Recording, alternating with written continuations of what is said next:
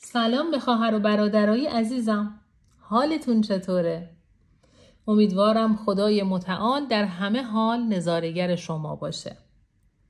همین که شما دارین این ویدیو رو میبینید یعنی خداوند به یاد شما و به فکر شما بوده و من رو سر راه شما قرار داده تا با طلسم‌های معنوی، طلسم‌هایی که از آیه‌های قرآن گرفته شده بتونم کمک حال شما باشم. امروزم میخوام یه طلسم خوب و قوی رو به شما آموزش بدم. یه طلسم که فقط مشکلات مالی رو برطرف نمیکنه، بلکه باعث افزایش برکت توی زندگیتون میشه. اگه از کمبود مالی رنج میبری، اگه دنبال یه شغل خوب هستی، حتی اگه به ازدواجت فکر میکنی، این طلسم راهگشای توه. حالا برای انجام این طلسم به چی نیاز داریم؟ یه کاغذ بدون خط، کاغذ سفید بدون خط رو بردار. آیه ان الله یرزق من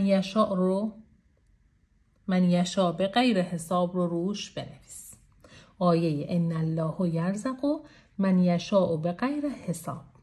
این رو روی این کاغذ می نویسیم.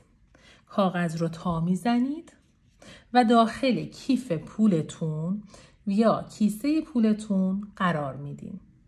نوشتن این آیه قرآن روی کاغذم آدابی داره. حتما باید وضو داشته باشین، طهارت کنید، رو به قبله بشینید، با نیت خالص و ایمان کامل این آیه رو بنویسین.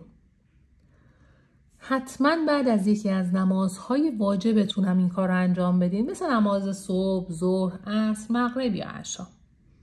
این آیه رو می نویسید، تا می زنید، داخل کیف پولتون قرار میدین. حداقل 3 روز این کاغذ باید داخل کیف پولتون باشه. هرچی احساس میکنی مشکلت بزرگتر هستش، تعداد روزهای بیشتری بذاری این کاغذ توی کیف پولت باقی بمونه. بعد از این مدت چیکار میکنیم؟ یک لیوان آب برمیداریم که توش نمک درشت میریزیم. ببین نمک درشت. نسبت این آب و لیوان چطور هستش؟ نصفه لیوان 1 قاشق چای خوری. اگه کامل پر شد 2 قاشق چای خوری داخلش میریزیم. بعد این کاغذ رو برمیداریم.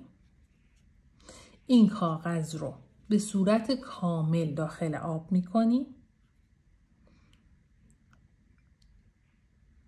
کاغذ باید 10 تا 15 دقیقه داخل این آب باشه. بعد از این آب برای شستشوی بدن و صورتتون استفاده میکنین. میتونین با این آب وضو بگیرین یا تمام بدنتون رو بشورین. بهترین زمان استفاده از این آب هم قبل از خوابه. باقی مونده این آب رو توی جایی پاک به دور از بی احترامی بریزین. کاغذ رو بعد از اینکه خشک شد دفنش کنین یا با احترام اون از بین ببرین. این عمل، این طلسم یه چیزهایی هم لازم داره که باعث بشه قوی‌تر عمل کنه.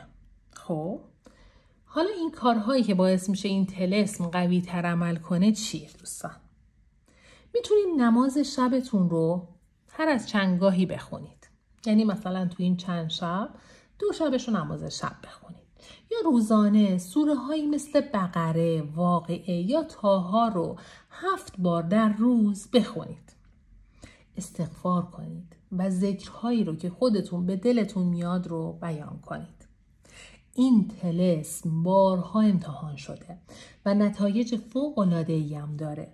بسیاری از کسایی که زندگی‌هاشون شگفت‌انگیزه، می‌بینی یهو طرف به مال رسید، به مکنت رسید، یهو یه پست و مقام خوبی گرفت، یه شوهر خوب یا یه زن خوب از یه خانواده اصیل گیرش اومد.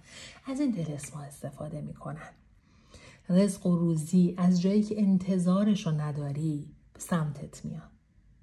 دوستای عزیزم، این نسخه رو با نیت خالصانه انجام بدین. ایمان داشته باشین که خداوند روزی دهنده مهربان این طلسم رو با آیه‌ای که از قلب حضرت محمد در اومده به دل شما انداخته که این کار رو انجام بدین و 100% جواب میگیرین. دوستان زیادی این کارها رو انجام میدن و در پیغام میدن به من و تشکر میکنن. من کاری نمی کنم. من فقط این طلسم های فوق‌العاده رو به صورت رایگان در اختیار شما دوستان میذارم. افراد زیادی هستن پولهای کلونی بابت این طلسم ها از شما میگیرن.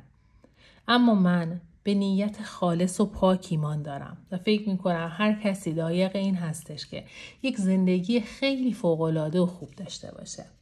به خاطر همین این طلسم ها رو در اختیار شما میذارم. هر سوالی دارین، اگر مشکلی دارین میتونید با من در میون بذارید. اگر این طلسم رو انجام دادین، جواب گرفتین، حتما به من خبر بدین. خیلی خوشحال میشم. اگر جواب نگرفتی باز هم خبر بدین تا ببینیم ایراد کارت کجاست. کجای انجام این طلسم ایراد داره. ببین این طلسم ها به ظاهرش خیلی راحته. یعنی وقتی که نگاه میکنی ببین چیز زیادی نداره. یه کاغذ سفید، یه آیه قرآن، آب، نمک. اما ترتیب کار، خلوص نیت بسیار مهم هستش. دوستتون دارم. خدا نگهدار شما.